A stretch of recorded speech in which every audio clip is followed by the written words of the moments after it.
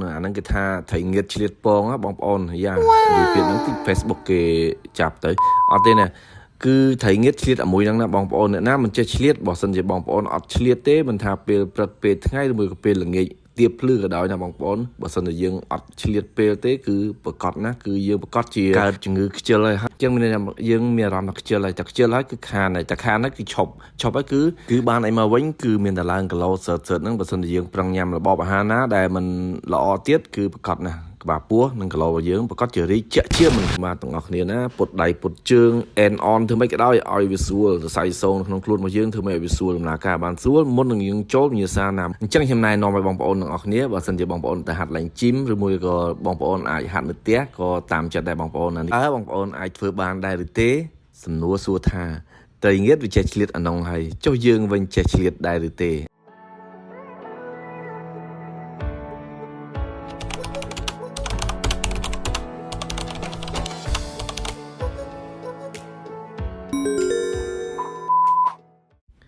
េជំរាបសួរពុកម៉ែបងប្អូនទាំងអស់គ្នាវិលមកកាន់ Page ហាត់ប្រាណនៅផ្ទះជាមួយខ្ញុំបានម្ដងទៀតហើយអាម៉េចហើយជីវិតយើងខានជួបគ្នាបន្ទាប់ពីខកខានបានចេញវីដេអូរយៈពេលមួយសប្តាហ៍មួយរយៈនេះរៀងរវល់ណាស់បងប្អូននិយាយទៅបើសិនជាយើងនិយាយរឿងរវល់អ្នកណាក៏រវល់ដែរបងប្អូនអាហ្នឹងគេថាត្រីងៀតឆ្លៀតពងបងប្អូនយ៉ានិយាយពីហ្នឹងទី Facebook គេ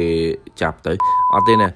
ាគឺត្រីងៀតឆ្លៀតអាមួយហ្នឹងណាបងប្អូនអ្នកណាមិនចេះឆ្លៀតបើសិនជាបងប្អូនអត់ឆ្លៀតទេមិនថាពេលព្រឹកពេលថ្ងៃឬមួយក៏ពេលល្ងាចទៀបភ្លឺក៏ដោយណាបងប្អូនបើសិនជាយើងអត់ឆ្លៀតពេលទេគឺប្រកាសណាគឺយើងប្រកាសជាកើតជំងឺខ្ជិលហើយតែកើតជំងឺខ្ជិលហើយបងប្អូនហើយមិនបាច់ងាយនឹងដាស់មកឡើងវិញទេបើសិនជាបងប្អូនមានអារម្មណ៍ថាចង់ហាត់កីឡាចឹងយើងចាប់ដើមហាត់ទៅម្ដងតិចយូរទៅយើងមានអារម្មណ៍ថាអូស៊ាំចឹងបើសិនជាយើងអត់ចេះឆ្លៀតអាហ្នឹងទេចឹង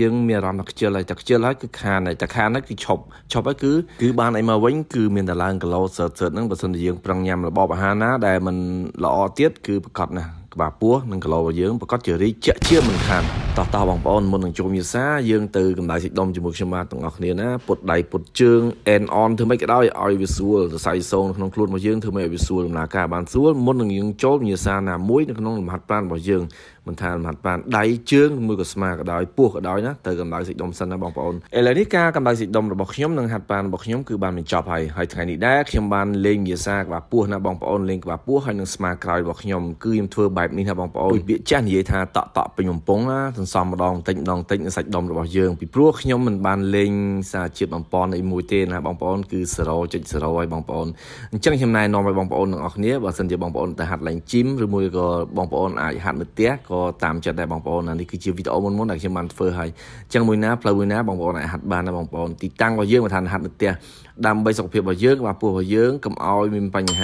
ារីកធំទៅម្ដងបន្តិចណាមួយថ្ងៃធំទៅអញ្ចឹងហើយបងប្អូនបើសិនជាចង់តូចដូចគេយកអីមកកាត់អញ្ចឹងមកកាត់ឲ្យរាបស្មើមានរហាត់ជាមួយខ្ញុំទាំងអស់គ្នាតោះឥឡូវនេះយើងមកដល់កន្លែងវិញ្ញាសាយើងតែម្ដងទៅគឺដំបូងយើងត្រូវមានប្រាប់ទ្របមួយបងប្អូនណាដើម្បីឲ្យក្បាលពោះយើងរាបស្មើដូចមុនប្រាប់ទ្របរបស់ខ្ញុំរៀងចាស់បន្តិចហើយថ្ងៃនេះអូខេនៅវីដេអូក្រោយប្រហែលជាមានប្រាប់ថ្មីគឺឥឡូវនេះយើងចូលវិញ្ញាសាយើងធ្វើដំបូងយើងធ្វើដៃបែបនេះណាបងប្អូនហើយអង្គុយសណ្ដូកជើងមកបែបនេះបន្ទាប់មកបងប្អូនលើកជើងបងប្អូនទាំងពីរឲ្យកែងដៃរបស់បងប្អូនប៉ះនឹងជង្គង់បន្ទាប់មកយកដៃរបស់បងប្អូនប៉ះនឹងភ្នែកគោណាបងប្អូនមានតែប៉ុណ្្នឹងទេវិញ្ញាសាមួយនេះអញ្ចឹងដើម្បីឲ្យក្បាលពោះយើងស្រកណាបងប្អូននៅក្នុងវិញ្ញាសាមួយនេះយើងអាចធ្វើម្ដងឆ្វេងម្ដងសាមបានដូចគ្នាណាឥឡូវនេះតោះទៅចូលវិញ្ញាសាមួយខ្ញុំទាំងអស់គ្នា1 2 3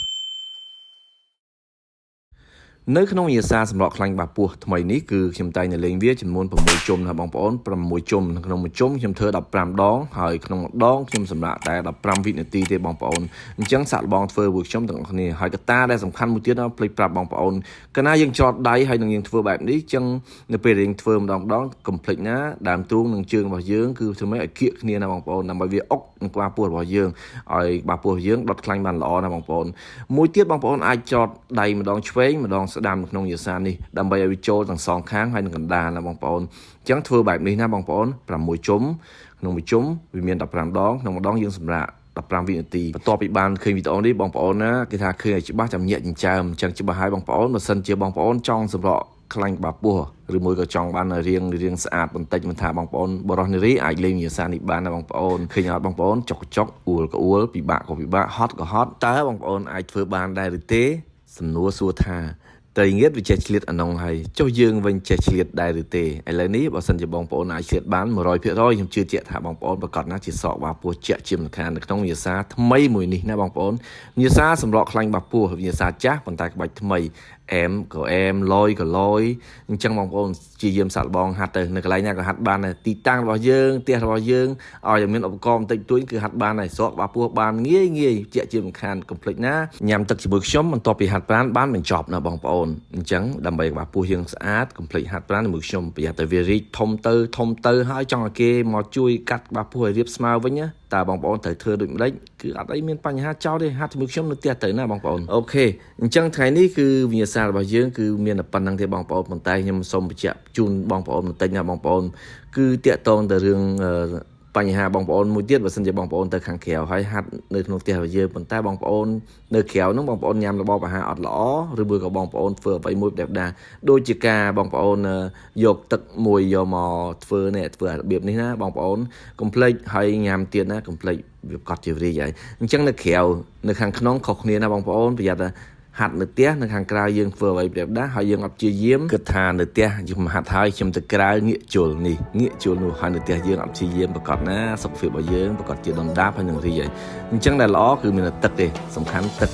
ហើយបន្ទាប់ពីហាត់ប្រាណកុំភ្លេចណាញ៉ាំទឹកឲ្យបានច្រើនហាត់ប្រាណញ៉ាំទឹករបបអាហារល្អទៀតអញ្ចឹងសុខភាពយើងប្រកបជាល្អបើគិតថាវីដេអូនេះល្អកុំភ្លេចជួយ share like ហើយ follow ឲ្យខ្ញុំបានមានកម្លាំងចិត្តបង្កើតនៅវីដេអូថ្មីក្រោយទៀតអរគុណបងប្អូនដែលបានតាមដានទស្សនាវីដេអូនេះតាំងពីដើមរហូតដល់ចប់នេះហើយកុំភ្លេចពាក្យថាត្រីងៀតឆ្លៀតអូខេបាយបាយជួបគ្នានៅវីដេអូថ្មីក្រោយៗទៀត